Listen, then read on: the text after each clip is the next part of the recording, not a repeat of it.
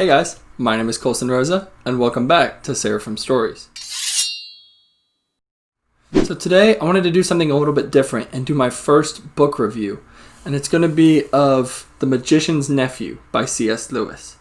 And I wanted to let you guys know that this series is more specifically going to be focused on what authors can learn from these books more than a review of the books themselves, but I'm still going to be talking a lot about the book and what C.S. Lewis did in The Magician's Nephew to make it stand out as a classic. So to let you guys know, there will be spoilers, so a spoiler warning for this video, even though the book's been around for a very long time, so I hope a lot of you have already read it. C.S. Lewis's Narnia series is a great place for new authors to start. The books are written simply, as if for a child, but they have a depth that even adults can admire. So no matter what kind of genre you're going into as a writer, I think a study of these books could be incredibly beneficial for you as you try to learn more about what it means to grow in the craft of writing. Now, I'm not a C.S. Lewis expert, but I do want to talk about some of the techniques that I've seen Lewis use in his stories. And we get to learn from the legendary skill of Lewis as one of the most famous authors that the world has ever had. Now, I want to start off by saying that a lot of people recommend that you read The Lion, the Witch, and the Wardrobe first, especially if you're just trying to understand this series and enjoy this series from the perspective of a reader. Now, that being said, I think I wanted to start with The Magician's Nephew first, even though I see a lot of the benefits to starting with The Lion, Witch, and the Wardrobe, because chronologically, The Magician's Nephew is the first book in the series, and it's the place Lewis himself said he wanted readers to start. Now, The Magician's Nephew is a tried and true prequel. It is meant to be a prequel. It is meant to set up The Lion, the Witch, and the Wardrobe, give some background, some kind of behind-the-scenes story of what led into The Lion, the Witch, and the Wardrobe, to introduce a lot of the things you will later read about in the series. So you need to keep that in mind. This story serves its purposes much better when you know what's coming up ahead, because it can seem at times maybe a little bit slower paced or a little bit more confusing to new readers who are not familiar with the Narnia series. So once you know what it is setting up, you can then better understand what this book is trying to go for. It's not as much trying to stand on its own 2 feet as it is trying to produce a lot of those answers to questions you might have had about The Lion, the Witch, and the Wardrobe. Like, where did the lampstand come from? Where did the wardrobe come from? Where did Narnia itself come from? Who is Aslan? Who is the Wicked Witch, or Jadis, as she is known specifically in this book? Now, the White Witch in particular is an interesting character, and I'll be looking forward to talking about her a lot more. But first I want to talk overall about The Magician's Nephew and what I think it does really well and what might be really difficult for maybe new readers of the series to understand about it.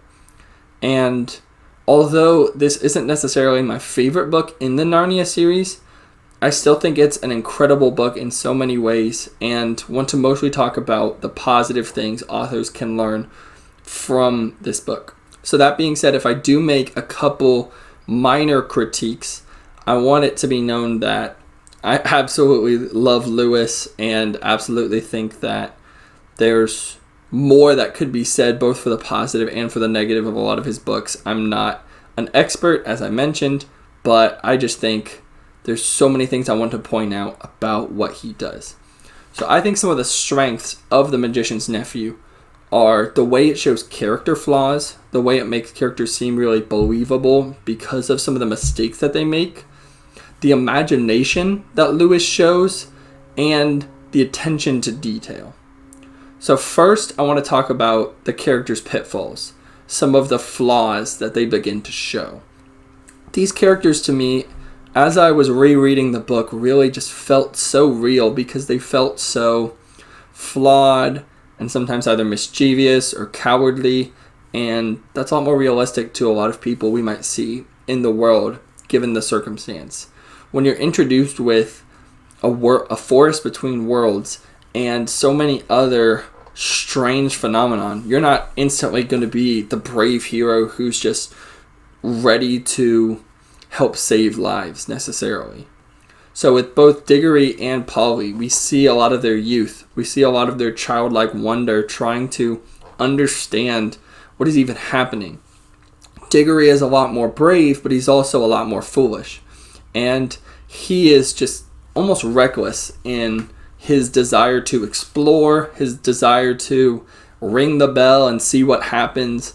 And Polly's very different. She's been raised a lot more in a proper home, a proper setting, and knows that she's not supposed to push any buttons. She's not supposed to do anything dangerous or reckless, and kind of opposes Diggory in a lot of things that he wants to do.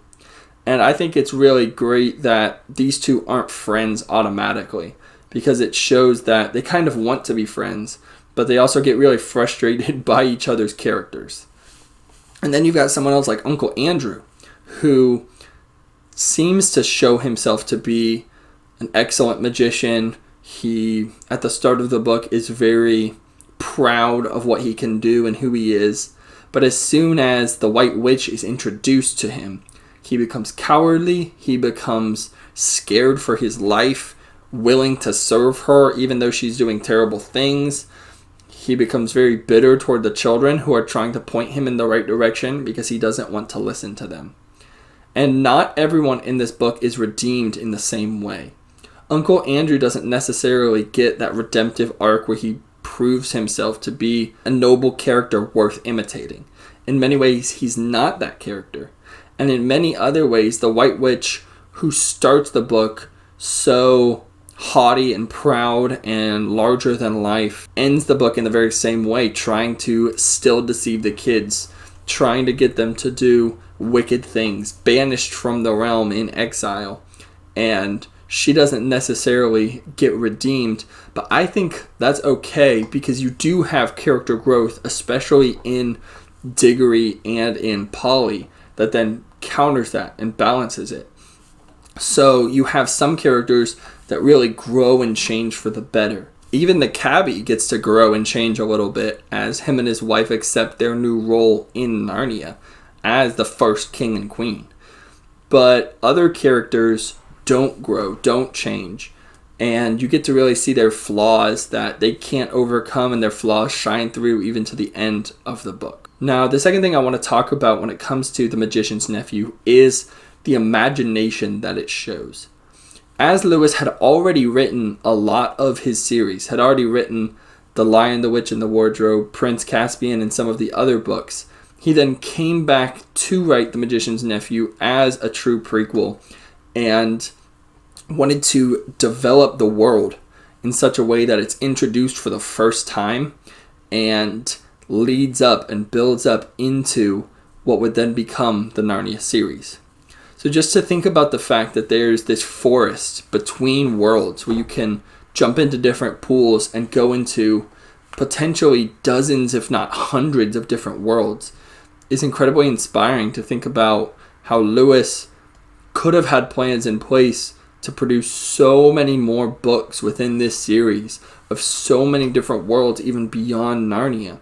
But then at the same point in time, he uses his imagination very well, even in the context of Narnia, with how to create it, how to start it in a way that's interesting, in a way that uses a lot of even biblical imagery and symbolism with Aslan's creation of the world.